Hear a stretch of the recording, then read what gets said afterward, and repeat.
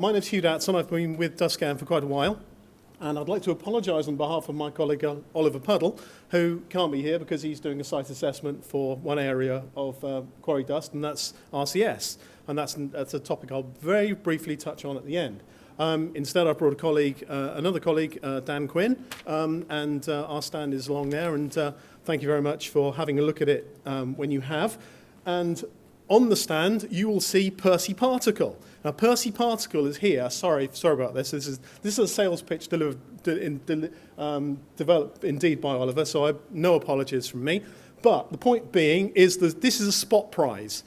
On our stand, we have the question that I will bring at the end, and I will find out if anyone has been paying attention, been to our stand, and knows the answer to the question.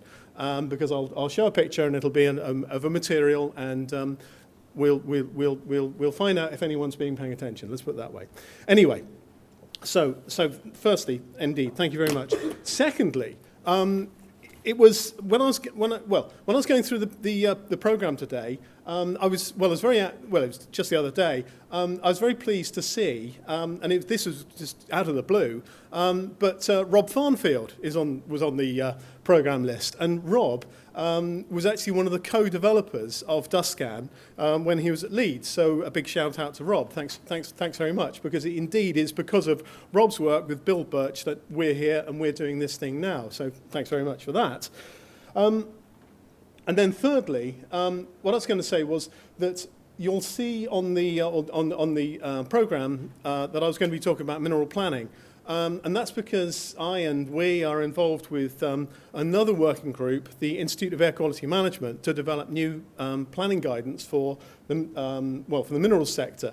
But the guidance isn't developed yet, and so we decided that it wasn't really time to bring it forward. And then finally, by way of introduction, I'll be talking about dust that's everything other than this health and safety area, which I find very interesting, and indeed it'll be. It's interesting to see the sort of the overlap and connections and what have you between dust in the environment and dust in the workplace and what have you, because at the end of the day, it's the same stuff. It's the same material. It affects us differently, but it's the same material, and so hence. The purpose of this talk instead is about innovation. And the reason, again, about why we're talking about innovation is because that's where Dustscan comes from. And indeed, it starts off with a bit of sticky back plastic. But we do loads more stuff than that now. And we do loads more stuff than that now because we've often had a sort of an inquiring attitude. We often have clients coming to us with problems and sort of not being able to necessarily identify the solution, and indeed we've then helped them work out a solution for them. So. And this is familiar. This is the background to air quality and dust and so on. And this is why it is so important. The atmosphere, the air around us, we all share it. We all breathe it. And although it's a little bit trite, we can survive without food for days, and we can survive without water for hours. But we really cannot survive without air for very long at all. And it's important that we pay attention to the fact that the quality of the air around us matters, and the issue around air quality, of course, is that it's a bit of a silent issue. This was brought up this morning about how we won't necessarily see people suffering instantaneous effects from poor air quality, but we certainly know about it on a long-term basis. We know that it reduces, that poor air quality affects lifespan, and therefore, and it affects us all as a consequence. So, in terms of particulate matter, dust, and the area that we work in, we have definitions for it, and certainly for convenience. We can divide it into three areas. We can talk about the workplace exposure and the public exposure to dust. In other words, and they are well defined. They're categorized. They can be they can be identified. We may disagree about the instrumentation, perhaps, about how that's done, but we know that at least that, for example, very small particles will get in our lungs and will cause us harm over time. Hence, we can have air quality objectives for PM10, and we can have workplace exposure limits for inhalable dust or respirable dust, and so on. And these are very clearly defined, they're very easily understood, and they relate to particle size because of the fact that there is a dynamic system, and that is that you have suspended material in the air, and it can be breathed in, and because it can be breathed in, it can do harm. But the area that we work in, or rather the heritage for Dustscan, is actually this other area, and it's this stuff. And it's a lot harder to categorize because it's what we call nuisance dust. And of course, in any assessment I write, I tend to put nuisance in inverted commas because nuisance is actually something that's should be defined in terms of the Environmental Protection Act, as opposed to what we see. So in other words, we see this going on, we see it, it causes a nuisance, but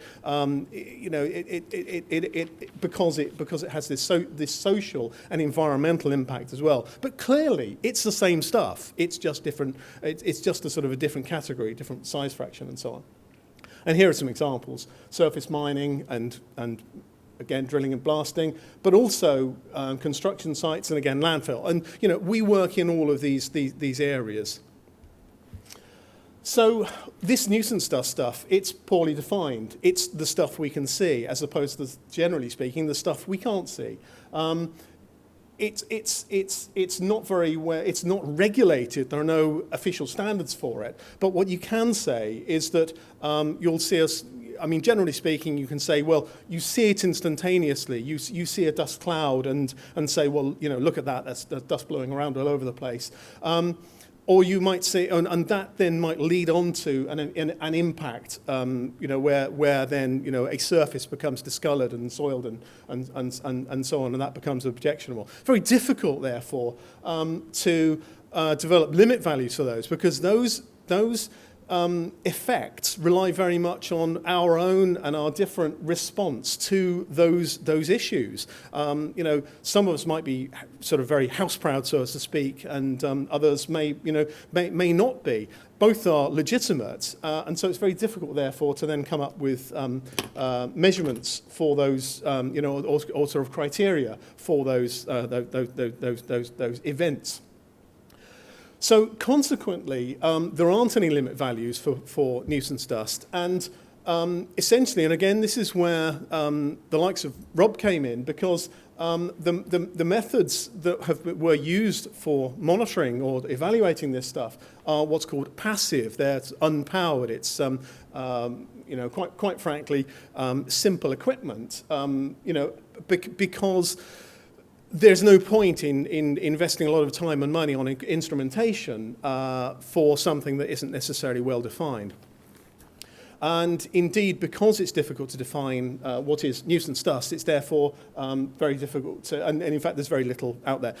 And the point being is that, and we have taken this as far forward as we can, and we're always trying to work on it, is we've always seen this as an opportunity for innovation, because of course, where there is something that's readily defined, it's of course therefore straightforward to measure it. You may use a different machine to measure it, but you'll measure it. But nonetheless, where something isn't defined, and yet there is a need to evaluate it in some way, that's where we've seen the opportunity. So here are some examples, and again, these are familiar. We see site processing, and we see a dust cloud, and this is from a public on a public highway where we see a dust cloud, and of course that might just be that might be hazardous, because that might indeed be stuff blowing across the road. I don't think it was in this particular case, but clearly it could be on occasions. But that leads to this sort of dinginess, as it's called, and the long-term soiling effect of, dust. Hence, what to measure. So The instrumentation used has been, as I say, unpowered. You can either measure how much it weighs, or you can measure what it looks like, some kind of optical effect of it. You can measure what drops out of the sky, or you can measure as it blows through the air. Unfortunately, and I'm afraid this is a mistake that often gets repeated and therefore compounded, where mass measurements and mass per area measurements are given, I'm afraid it is quite often done that people will then think that it is possible to interchange mass units by flux and deposition. That isn't the case, and certainly isn't the case between different effect measurements and mass and so on. But of course, therefore it means it's a little bit difficult because there are no limit values. And indeed, look, I work for a company that supplies this kit, but I would certainly say that ours is not the only way to do this. And there is not a single method as appropriate. There is not a single method applied. I'd love to have the opportunity to work on developing that, but it certainly isn't the case at the moment. But it does mean, and again, where we get the opportunity to say this, rather than saying, oh, well, here's a number in the guidance, let's pick that out and let's say that's a limit value that should be applied. I am much more of a fan of saying, let's look for site-specific values, because, of course, they are those that will be much more relevant to the operation and to the community in which it takes place. And they are much more likely, therefore, to be effective as a result. They'll be effective for the operator, the regulator, and for the community, which clearly is what we all want to strive for. So here's Dustscan Heritage. Rob, I hope you'll recognise the instrument in the middle. There it is. It's you know, that Bill supplied that photo for me for my thesis, and you know that it's everything there. And the thing is, we started off with the British Standard Directional Dust Gauge, and I mean, certainly as I understand it. Well, as I know for that thing, look, it doesn't work. It is a British standard, but everyone said, well, it's a British standard, let's use it. But the fact of the matter is it doesn't work. And so Bill and Rob came up with this thing in the middle, which was a sticky cylinder, which being aerodynamically much more simple, works a lot better than the thing on the left. And that has basically been developed by us to make it a bit more streamlined, a bit neater, and a bit better packaged. But the basic principle is still the same, in that you have a sticky cylinder, and you have, in fact, as on the one in the middle, you've also got a sticky plate on the top, and the one on the left has got a sticky plate on the top. And indeed, as Steve reminded me this morning, we developed that with the help of the likes of Steve Cole, because we found it was necessary to put bird spikes on there for the obvious reason, because certainly on some sites one finds that birds will land on there and then make the samples pretty useless. But that's the heritage. That's where we've come from, and that's where we are now. Now, for me, the reason I'm standing here, I really appreciate the opportunity to be standing here, because as a research scientist, I mean, I started off in a different area, but in fact I started off in farming, and that picture on the left there is a barn from the farm there, where I was able, through the offices of Leeds University, to set up a wind tunnel at the farm at home, where I was then able to evaluate and test this equipment. And for anyone who does practical science, practical engineering, what have you, it was for me, it was the best opportunity I'd had for a long time, because it was a question of developing an experiment, of designing an experiment, testing equipment, and so on. And it was all about making sure something worked. How do we find out something works? And it took about 3 years to get it to work. And the reason for doing that, though, was because in the early days of Dustscan, people would say, well, look, we know the British standard gauge doesn't work, so how can you say that your gauge doesn't catch dust on the reverse? This experiment was set up partly to demonstrate that, no, you don't catch dust on the reverse, because aerodynamically it's different. And that's what this equipment was designed for, and indeed was then used basically I then fired a load of dust into the barn, and I don't think my brother's ever forgiven me, but you know, it was a necessary thing. And there's some examples of the work. The basic principle works through software, and you measure the difference between pixels with dust on and without dust on. You can then present it in a particular way. The experiments then looked, I wanted to make sure that the stuff worked, which is what it was about. And indeed, then again through Leeds University, then looked at particle size distribution grading of the dust caught on the cylinders, so that we could then say something about the samples that the material we were catching on the samples, which hence leads on to this issue about innovation.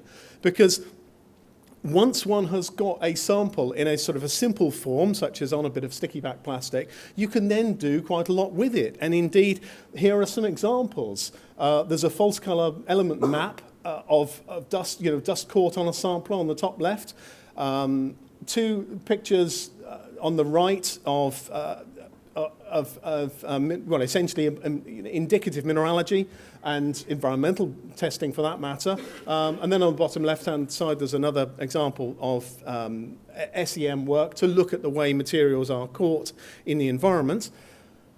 And then, having then got the sample on our said material, one can then do other analyses, such as in this case, it's inductively coupled plasma mass spectrometry, in other words, the elemental analysis. But from the analysis of the elements, one can then look at the distribution of those elements in the environment, where they've come from, where they're coming to, and therefore then imply where the sources and so on and sources and receptors might be. And this was around a hazardous landfill site. Which then leads on to the next logical area of work, which is to try to take those data and then measure it and then look at the way the dust propagates in the environment, to then say how one could predict how dust might then travel in the local area. For example, again, from a planning or design perspective. And there are software packages I'm sure you're familiar with where the propagation of gaseous pollutants can be quite readily predicted, especially from point sources. It's a lot harder from particulate matter, and in particular it's very hard or almost impossible to do that with coarse particulate matter on an area source, and that's an area that we're working on as well.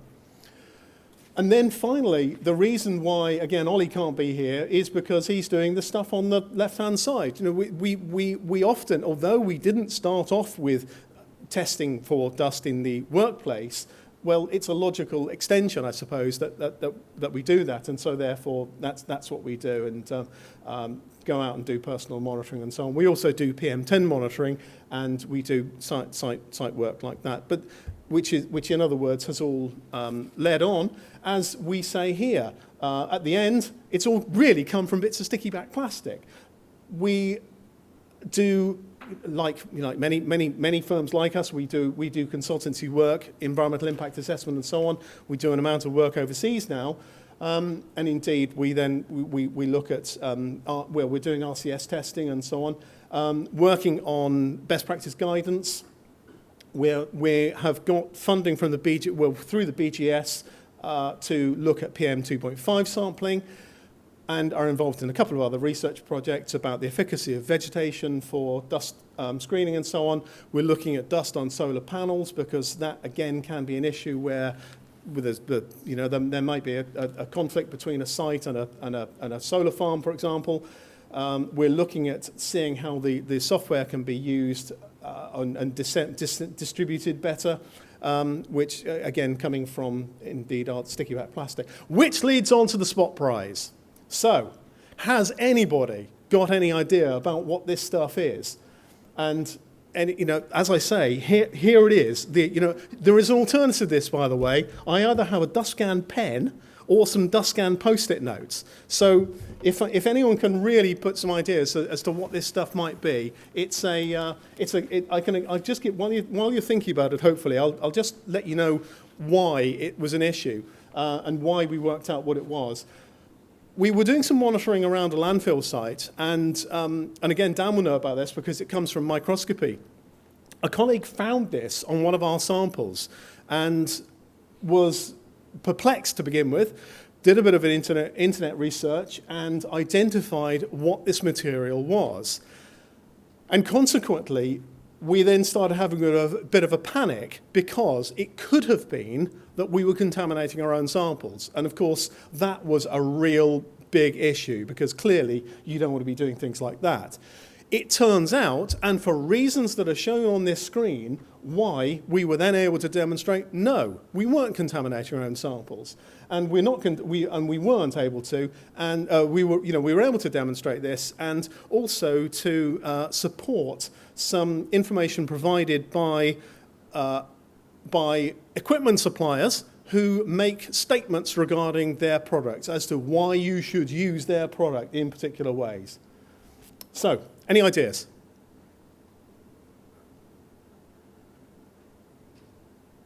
Okay, right. It's printer toner.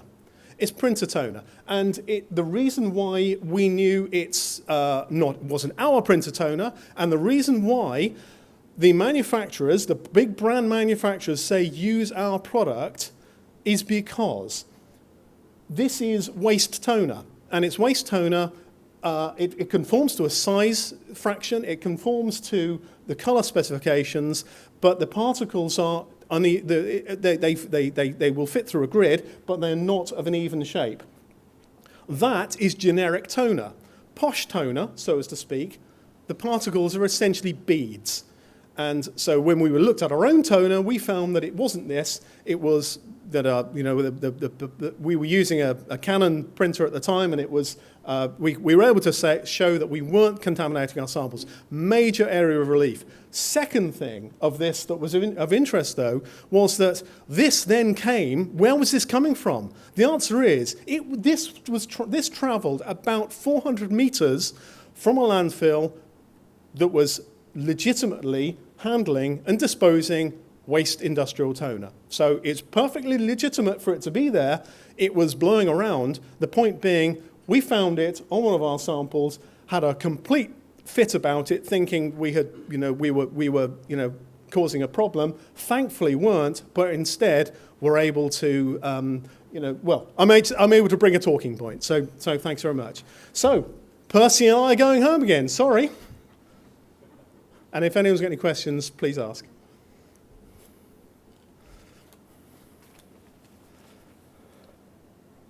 Stunned silence. You showed the various tools for the sticky tools.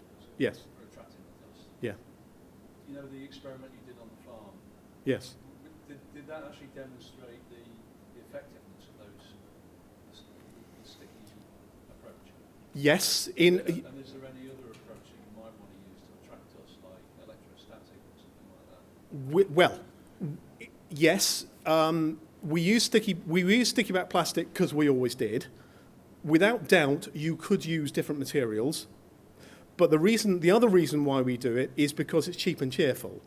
Now, I think that, and Rob, again, you'd correct me on this, they were using the material that people cover school books with. It turns out that that's really good for environmental dust sampling. It sheds the water, but it doesn't stick too many flies.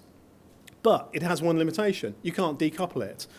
When we started doing characterization work, we needed a new adhesive. So in fact, we then did a research project to come up with a similar glue, which has more or less the same catch properties, but it can be decoupled. The answer is yes, of course you could be using different materials. We don't. It's because, I mean, look, the samplers are, hundreds of pounds, the samples are tens of pounds. Without doubt, though, if you were looking for a specific fraction, clearly you wouldn't use a tool like this. This is for environmental compliance monitoring. This is for screening. But for specific targeted sampling, then you'd use a different device. Electrostatic, well, interestingly enough, in terms of electrostatics, I mean, plastics have attractive properties, so to speak. And in fact, one of the things we try to avoid is getting too much of that happen, because clearly we just want to catch the stuff that's blowing around, as opposed to saying it's sitting there. Because generally speaking, we collect the stuff that blows through the air, as opposed to is caught in a workplace, for example. But that doesn't mean to say it couldn't be done. And occasionally we do that, but generally speaking, it's about the material that's traveling through an air or dropping out of the sky.